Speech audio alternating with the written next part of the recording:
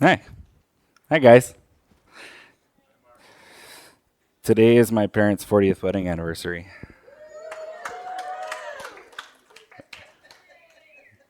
It's very exciting. I'm very excited about it. Um, all right, let's pray.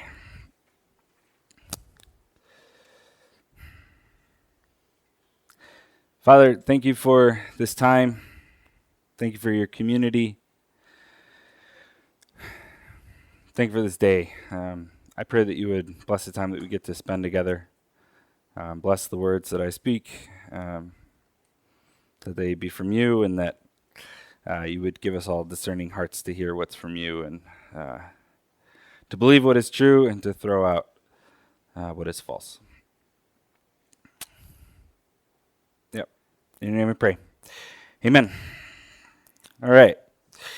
So if you're around the village for long enough, and really not even that long, you find out that we like to tell stories.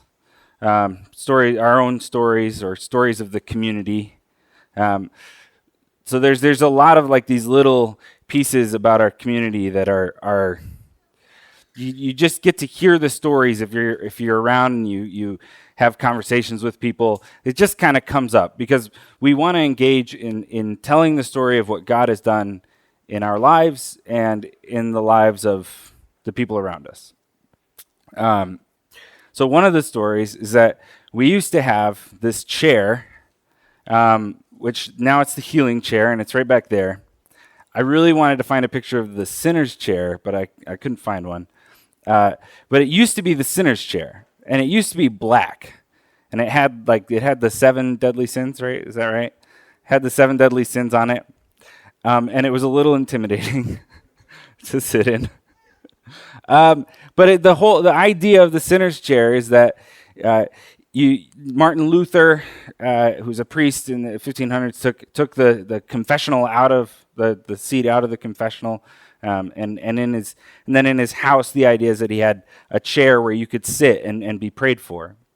And so we had the sinner's chair, and you could sit down in it, and if you're burdened by sin, your own sin, or the sin of the world or whatever, and someone would come and pray for you. And then about 3.5 years ago, so we started out 2015 talking about healing. And Rod ended the last sermon of 2014, introduced this topic of healing. And you can go back and listen to that sermon. It's a really good sermon. And I'll try to post it on Facebook or something this week so you can check it out. But Rod, at the end of the sermon, brought out the sinner's chair and had painted it white. And so the idea is the same, is you can go sit in the healing chair. If you're burdened by sin, or if you're sick, or you're burdened by the sin of the world, someone will come and pray for you. And I think this is important because as a community, we believe in healing. We believe in healing. And in the same sermon, I went back and listened to it because I'm preaching on healing the city one person at a time. And I went back and listened to that sermon, and a funny thing happened. It sounded kind of familiar. So he used this passage that was like sending out the 70, and then he talked about the Matthew 28, the Great Commission, and he said, we are a sent people called to healing.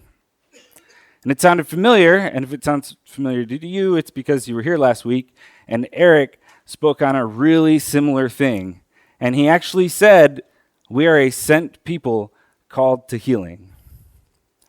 And it's when we tell the story of our community, this is something that comes up a lot, that we are sent people called to healing.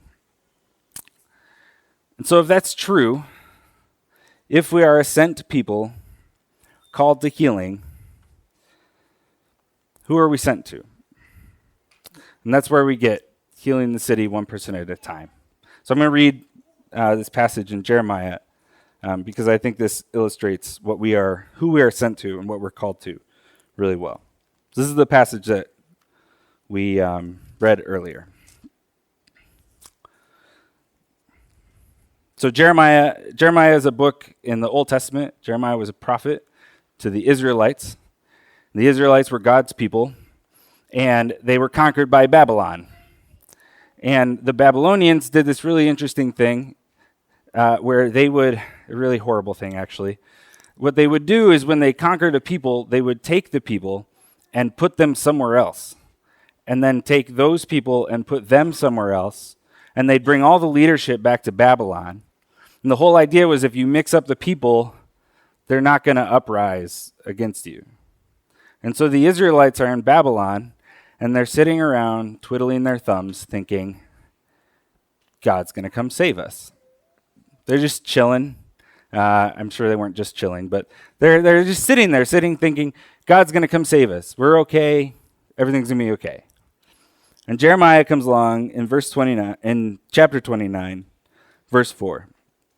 He says, "This is what the Lord Almighty, the God of Israel, says to all those I carried into exile from Jerusalem to Babylon. Build houses and settle down. Plant gardens and eat what they produce. Marry and have sons and daughters. Find wives for your sons and give your daughters in marriage so that they too may have sons and daughters. Increase in number there. Do not decrease. Also, seek the peace and prosperity of the city to which I have carried you into exile. Pray to the Lord for it, because if it prospers, you too will prosper." So they're sitting there thinking, God's coming. He's going to come get us. Everything's going to be okay. And Jeremiah shows up and says, no. It's not what's going to happen. He says, you're going to be here for 70 years. He says that a little later. He says, you're going to be here for 70 years. Like, you have to do these things. Build homes and settle down and plant gardens and eat what they produce. Marry. Like, you have to live life and pray for peace and pray for prosperity, because if the city prospers, you will prosper. And I thought, this is along the theme of village stories. This is a village verse. This is a really big verse in the story of the village. And the thing I was thinking about is that we have about 70 years. Some of us have more, some of us have less, but 70 years is a good number. And to think about. And so what should we do with that time? Because often all we talk about is that we accept Jesus, and then we die and go to heaven.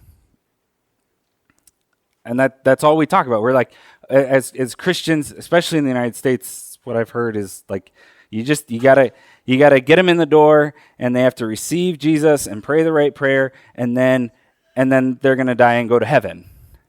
And I'm like, wait, there's like all this time in between. So what do we do with all that time? And that's where we are sent people called to healing. So what I want to think about tonight is, what does it look like for us to plant gardens in Tucson? If I can get some help, I brought the whiteboard in, but I forgot to set it up. It's like right over there. And I don't have a dry erase marker either. Thanks, Michael. So we are a sent people called to healing. Thank you. And we're going to think about planting gardens in Tucson. So the first thing we need, if we're going to plant gardens in Tucson, is a plan. We need a plan. My wife and I are... Yeah. Okay, great. So my wife and I are planning on changing our front yard. And we have this circle drive. And we've been talking about what we want to do with the front yard because really right now we can't really use any of it.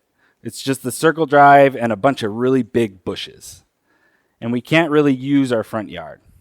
So we've been trying to make a plan of what to do with our front yard. So the first thing that we've been talking about is where do we want to put our cars? So we'll put our cars over on the side, and where we have a tree in the middle, and then Lane really wants another tree. So we've got these white pieces of paper where we've been drawing. Okay, well, we'll have cars there, and a tree there, and a tree there, because what we're trying to do is every time we've done the plan, we've had, okay, this is where the tree is, and this is where the tree is, and then trying to figure everything else out around it. And the one thing that Lane pointed out is that there's a mailbox in our front yard. And right now, to get to the mailbox, we have to walk down and go really far around to get to the mailbox.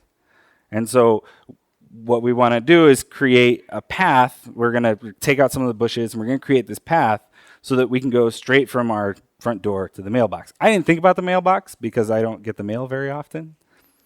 But when we made our plan, there were these things that had to be in the plan. And so I have a picture here. These are my grandparents. These are my mom's parents. And my grandfather, we called him Papa. And Papa was a landscape architect. And his firm did a lot of different things, but one of the things that they helped do was they helped design college campuses. And the first thing that Papa would do when he'd go to a college campus is he'd go and he'd sit down and watch where people walk. So he'd see how people get from this building to that building, and if they went that way or this way, and how they got from that building to that building. And so when we started making our plan, the thing that I was thinking about is, okay, so here's the mailbox and here's our door. Like, how do we get to the mailbox? So what we're going to do is we're going to have this little path that goes down, and then it's going to go around like this, and it's going to be a smaller around. And then there's going to be like some flowers and stuff so we can go, and it's going to be really cute. Anyway, so we have to know, the thing that we have to know is, if we're going to plant gardens in Tucson, is where do we go? Where are the places that we go? So if I can get someone to help me write.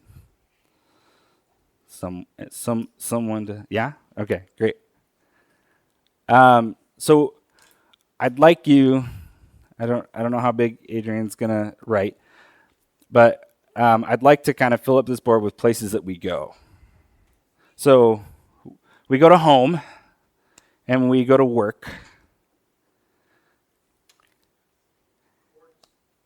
We go to the courts, okay? Some of us. School. Library. Which library do you go to? Murphy Loma. Wilmot. Where's the one that we went to today? Martha Cooper. We went to Martha Cooper. Where else? Where else do we go? Grocery store. Kroger's? Bruegger's. Oh, Bruegger's. Oh, yeah. Eric goes to Bruegger's. Walgreens. Starbucks. Which Starbucks? All of the Starbucks. Walking our neighborhood. Church. There's a good one. Yeah. Subway. I go to Costco at Grant and Wilmot. Walmart. Tell us to slow down if it's all going too fast. Golden Corral. I go to Crave. Yeah, Crave. Crave Coffee. The park. Which park? There's the one at Fort Lowell and Brandy Fenton. We got married at Brandy Fenton Park. It's a good place. The River Path. We don't actually have to fill up the whole board, but it is fun. The zoo. That's a good one. I like the zoo. I went to the zoo this week. It was fun. The Vet, Raging Sage. I think that's good. That's a good amount of stuff.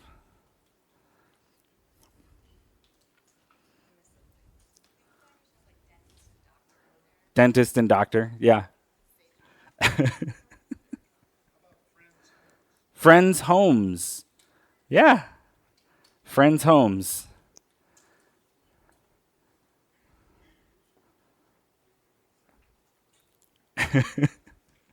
Cool. So these are the places we go in Tucson. And the places we go are important because we have to take horses. All right, great. Soccer, gymnastics. Yeah. So these are the places we go, and we take different paths to get there. So we go from home to work, and we have a path to get there. And we go from work to the coffee shop, and to home, and to Target. And we go from home to the zoo, and we have all of these different paths that we take. So when we talk about, as we together tonight think about planting a garden here in Tucson, the thing that we're starting with is these are the places we go. Because we're sent people, but we're sent people in our lives. So some people, maybe my parents were missionaries in Mexico, and they were sent to Mexico. But my dad was a doctor in Nogales, and part of his life in Nogales was just being in Nogales and working with people. And we are sent. When we go to the coffee shop, we are a sent people called to healing. And if you look at the story of Jesus, which is the four Gospels, there's not a lot of, and Jesus sat at home and people came to him. Or it's all, I don't know. I don't have another example, but it's all Jesus is almost all of it is Jesus is going somewhere. He's walking, he's like going to this X city. He's going to Galilee. Like they're crossing the river, they're crossing the sea to go to the other side of the sea. Like they're going places as things happen. And along the way, these people come alongside him and they get healed. But it's as he's going about life. So this is our plan. And the thing, as we think about these places, the thing that I'd like you to think about is what I want to call you to is be regular somewhere. If you go to the grocery store, try as much as you can to go to the same grocery store. Try as much as you can to go to the same coffee shop. I go to all the Starbucks also. But the people I have relationships with are the people at Crave because I go there most often. So we've made our plan, and the thing that we're talking about now is the soil. We build relationships and we go out and we heal by entering into relationships with people, and we have to be regular in those places. So I'm not calling you to find a regular Starbucks and go there, but also that might be something you're called to, but you're also a sent person to your home. So be regular in your home. Build a consistency and a rhythm to your life. Spend a regular time with your wife or your kids or your friends, your roommates. Be regular and dig up the soil of relationship. This is a fun metaphor. There's a parable that Jesus tells about the sower. And he walks along and he sows seeds on different paths. And the seeds come up differently, and whether it's a path, they get eaten, and if it's rocks, they don't grow very deep, and if it's with weeds, then they get choked out. But if it's good soil, then they grow. And so what we are doing as we enter into these relationships is we're actually going through the process of digging up the soil and taking out the weeds and taking out the rocks and developing just good relationships.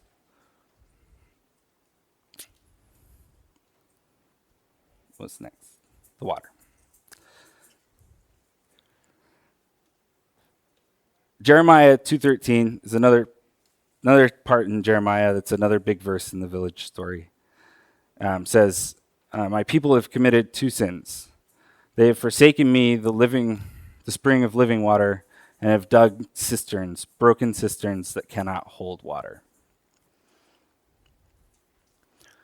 So far we've talked about our plan. We have our plan and all of our places and the paths that we take to get there. And we've talked about the soil.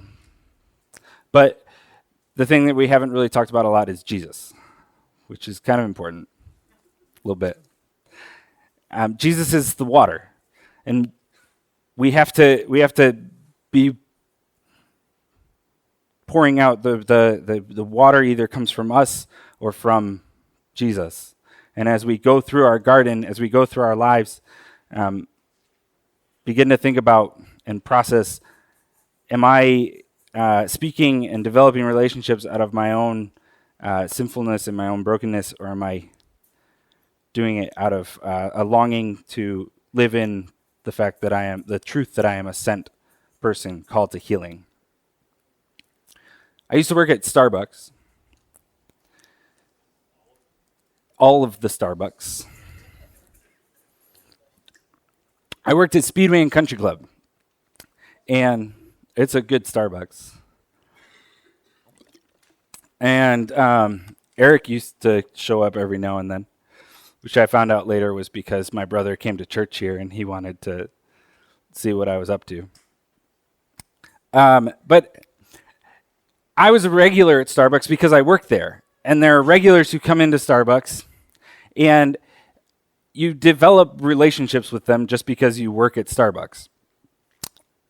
And so I would have these conversations with people, and as I developed relationships with them, like one time I took a break, and I was sitting down on the patio drinking my coffee, and this regular came in, and she sat down across from me and said, my daughter's going to college. I don't know what college to send her to.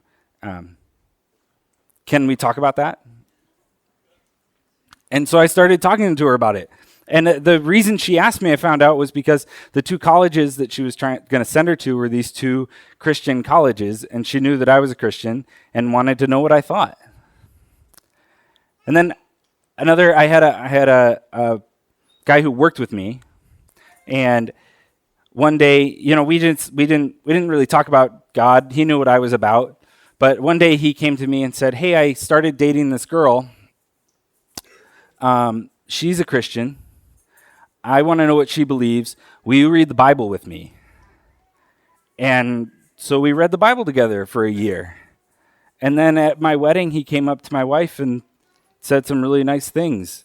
And I actually didn't realize that I had impacted him as much as I had. But we read the Bible together, and it was because we just were interacting regularly. And I wasn't going about saying, "Hey, have you heard about Jesus? Have you heard about Jesus? Have you heard about Jesus?" But in my interactions, that's what I was trying to live out. There's another guy who used to come into my Starbucks. His name is Ron. And Ron is deaf, and he's a very nice guy. And I developed relationship with him very slowly because we couldn't have very in-depth conversations because I don't speak sign language. But I got to know him because I was there for like 8 years, and he came in like almost every day, and we got to know each other. And the funny thing now is that I don't work there anymore, but I still see Ron because he works at Costco at Grant and Wilmot. And I get to see him, and I get to talk to him, and last time I saw him, I showed him a picture of my daughter, and we talked about my daughter for a few minutes. I don't know if I'll have a conversation about Jesus with him, but I do get to have a relationship with him, and I get to know him, and it's fun. I really like him, even though I can't really have a great conversation with him, or at least an in-depth conversation. I don't know. So the other way to think about this is we are like sparklers. Oh. So Jesus said that he is the light, and we carry the light with us. And we're like sparklers in that when you take a sparkler and you move it around, you can kind of see the light, and it's really nice. But if you do the same pattern over and over, you can make letters and spell words, and those letters get kind of burned into your retina, and you see them for like 4 hours afterwards. This is a really nice one. I saw one that wasn't as nice when I was looking for this. It said, "We told Mom we were spelling love," and they spelled a different word. Anyway, we're like sparklers in that when we travel around these paths, when we go around to these different places, we're actually burning light into the map. And we bring Jesus with us, and we shine on the things that are broken and the things that are wrong. Because if you're here and you believe in Jesus, you will agree with me. If you're here and you don't believe in Jesus, you probably will agree with me that this world is not the way it should be. There's a reason we are a sent people called to healing. It's that we bring light with us because we have a relationship with Jesus.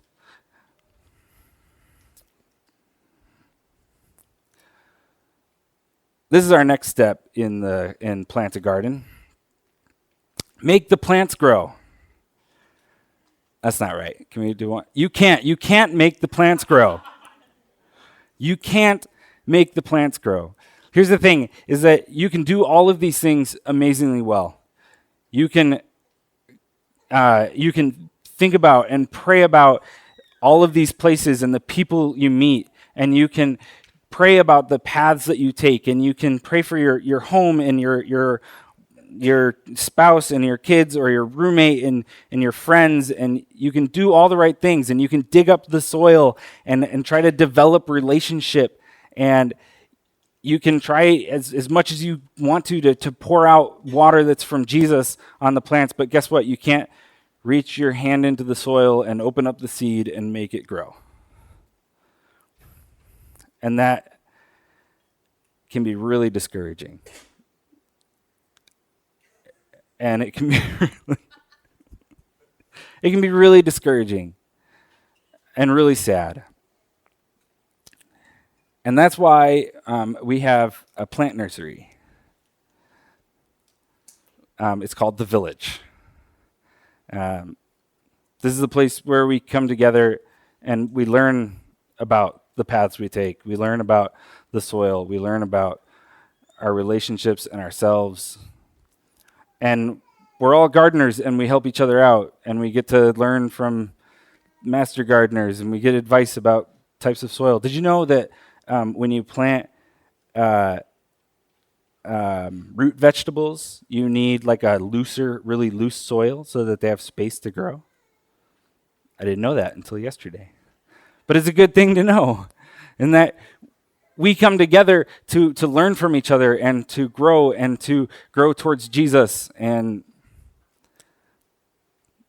we offer each other hope in the places that are really discouraging. And we get to celebrate together and give joy to each other when things grow and do really well. I'm going to step out of this metaphor for a second and talk about the Matrix, which is another part of the Village story. This is the movie The Matrix.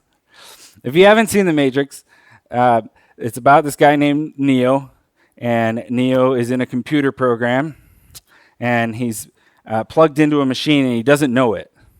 And these people come to him, and they say, "You're in a computer program," and he believes them. And they unplug him from the machine, and this is the picture that I want to show you. Is so the whole idea is that machines use humans as batteries, and they're all enslaved and they're all in the computer program. And so there's this scene where he's waking up out of his battery, and it pans out, and you get to see there's like hundreds of these towers and thousands on each tower, thousands of humans on each tower. And here's the thing is that if we did all of this stuff right, and Jesus made all of it grow and it all went perfectly, guess what? We wouldn't have space in here. We wouldn't have food for everybody. We'd have the entire city of Tucson in here. And just thinking about the entire city of Tucson is like, and it's only one part of the world, but it's overwhelming. And when I watch this scene, I get kind of overwhelmed by the sheer number of people. Like, if the mission is to defeat the machines and to get everyone unplugged, it's overwhelming to look at that.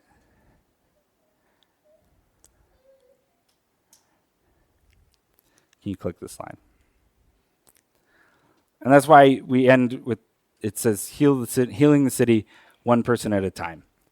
When Neo wakes up, and the team, there's like a whole team of people that come around him to help him. He has to be healed because all his muscles are atrophied, and he has to learn about his life and what's true about the world, and he has to be trained, and he has to learn how to develop relationships in the real world. And there's a whole team. There's like 8 people. I don't know how many. There's like 8 people who come around him and help him along the way. And this is not everything's going to go right. Sometimes it will, but the vision is healing the city one person at a time. We're called to plant gardens I want to call you to plant gardens in Tucson and to think about the plan. Think about the places you go and pray for the people you interact with, and begin to try to develop the soil better with all of your relationships. The relationships that we have here, like this is part of the garden, even though it's the plant nursery. We need to learn to develop relationships with each other. This is where we get to practice.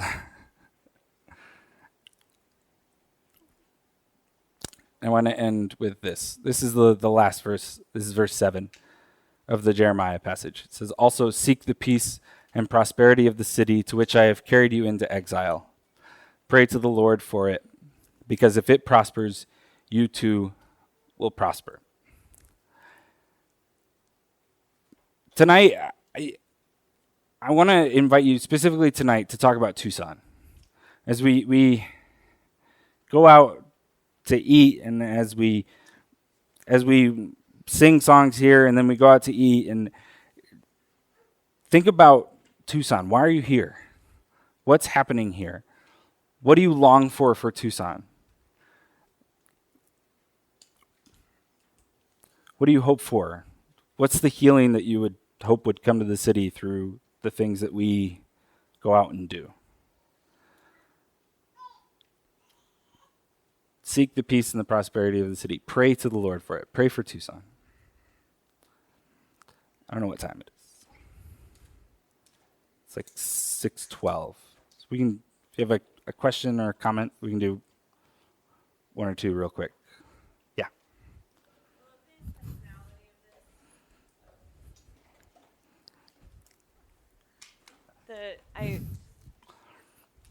Can you hear me? Yes. Hello? You can? Oh. The intentionality of, because there are so many choices, which Starbucks, which park, which Subway, which Costco, of like, being intentional to, and it like, with so many choices, it can be so overwhelming, and it can take all that away and help you just like focus in. And we actually teach this exact same thing up in Phoenix when I do the disability advocacy, to train families to go to the same places, go to the same grocery store, be in the same places, so that we're getting our kids out and seen in the community. And it's super impactful for those families, and to hear them come back and talk about like what that's like to be seen. And so to take that here and to to think about that as, people in Tucson. So, thanks. Yeah. Cool. Yeah. Emily, and then we'll pray.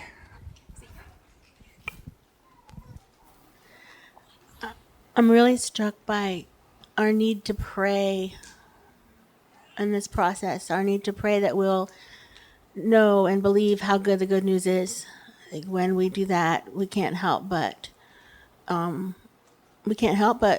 be trying to always want to love the people around us with his love and wanting to look for every opportunity, like because we realize that we have bread in our pockets and it's a starving world, and every little opportunity is a chance for joy. Cool. Thanks, Emily. Yep.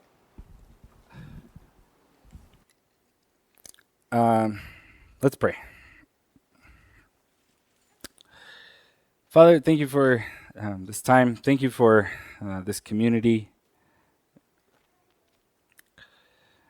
Thank you for Tucson. I pray that you would guide us in how we enter into the city and how we process being a sent people that are called to healing. I pray that you would draw yourself to our minds as we go about our lives this week, and give us eyes to see the places we should be and the places we should go and the people we should be interacting with.